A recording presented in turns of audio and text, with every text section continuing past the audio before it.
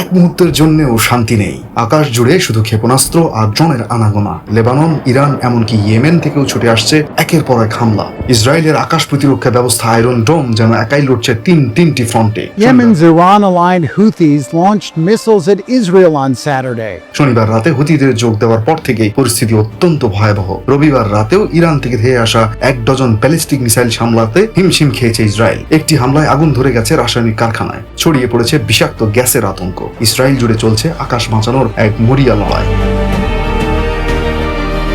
এদিকে পর্দার অন্তরালে এক ভয়ঙ্কর খেলার ছক কষছে ইরান। তারা যেন এই আকাশ যুদ্ধ নিয়ে চিন্তিতই নয়, কারণ তাদের চোখ পাতালে। যুক্তরাষ্ট্র আর ইসরায়েলের হয়তো আকাশপথে শ্রেষ্ঠত্ব রয়েছে, কিন্তু ইরান মনে করে মার্কিনরা এবার মাটিতে পা রাখলেই খেলা ঘুরে যাবে। আর তারা ঠিক এই জিনিসটিকেই স্বাগত জানাচ্ছে, কারণ ইরানের এক ভয়ঙ্কর পরিকল্পনার নাম মৃত্যু ফাঁদ। ভাবছেন কেন? কারণ তাদের আছে লক্ষ লক্ষ প্রশিক্ষিত সেনা ও আধা সামরিক বাহিনী। তাদের হাতে আছে নিজেদের দেশের চেনা ভূখণ্ড, পাহাড় আর গিরিখাতের গোলক ধাঁধা। তারা বিশ্বাস করে এই মাটিতে একবার পা রাখলে মার্কিন সৈন্যদের জন্য অপেক্ষা করবে এক দুঃস্বপ্ন, ব্যাপক প্রাণহানি আর ক্ষয়ক্ষতির এক ভয়ঙ্কর অধ্যায়।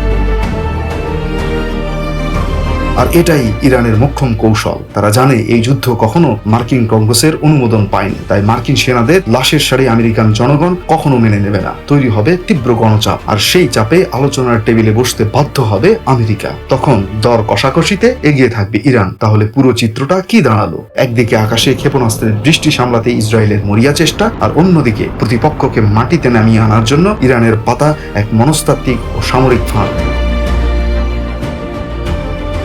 এটা যেন আকাশ আর পাতালের যুদ্ধ।